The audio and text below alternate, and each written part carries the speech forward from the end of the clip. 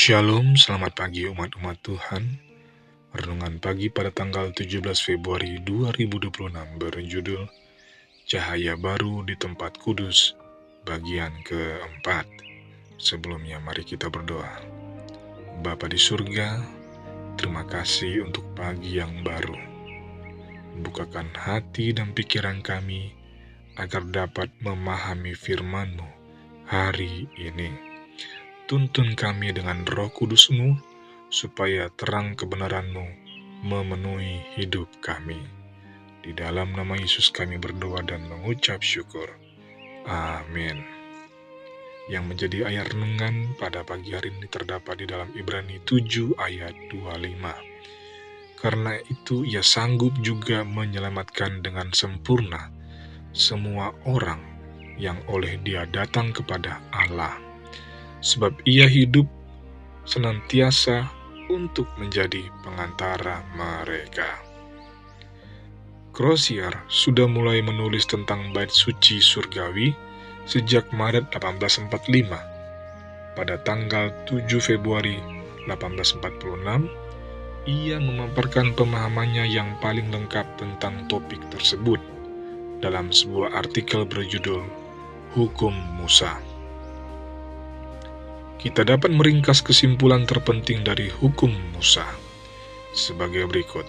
Yang pertama, bait suci ada di surga secara harafiah. Kedua, bait suci Israel adalah representasi visual yang lengkap dari rencana keselamatan yang dibuat berupa pola berdasarkan bait suci surgawi. Yang ketiga, sama seperti para imam duniawi, memiliki dua fase pelayanan di bait suci padang gurun, demikian pula Kristus memiliki dua fase pelayanan di bait suci surgawi. Fase pertama dimulai di tempat kudus pada waktu kenaikannya, dan yang kedua pada tanggal 22 Oktober 1844. Ketika Kristus pindah dari bilik pertama bait suci surgawi ke bilik kedua, jadi hari pendamaian surgawi dimulai pada tanggal itu. Keempat, fase pertama pelayanan Kristus berurusan dengan pengampunan, sedangkan fase yang kedua mencakup penghapusan dosa dan pembersihan baik bait suci maupun orang percaya secara pribadi. Yang kelima, pemulihan dalam Daniel 8 ayat 14 adalah pemurnian dari dosa, dan itu dilakukan dengan darah, bukan api. 6. Suatu kurun waktu akan terjadi antara dimulainya pelayanan Kristus di bilik yang kedua dan kedatangan Kristus yang kedua.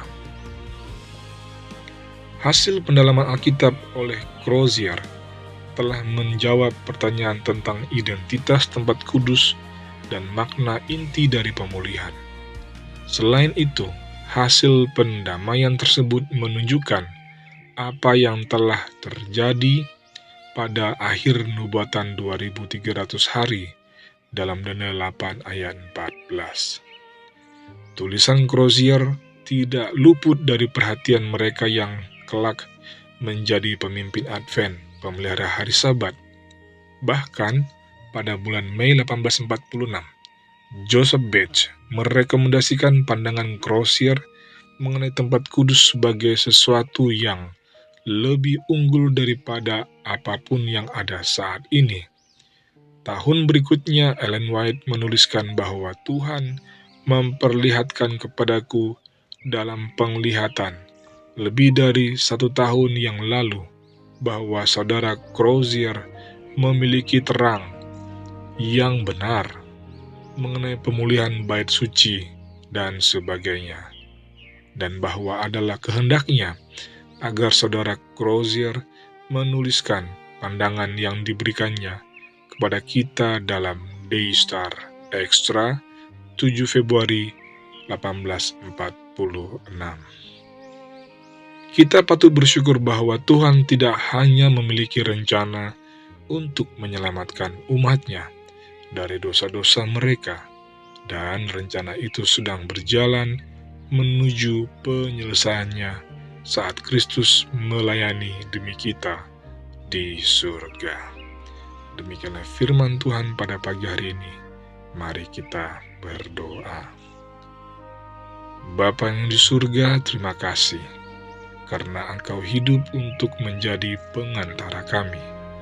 Tolonglah kami menghargai pelayanan-Mu dan hidup dalam pertobatan serta iman setiap hari. Biarlah terang-Mu menuntun langkah kami sampai Engkau datang kembali. Di dalam nama Yesus kami berdoa dan mengucap syukur. Amin.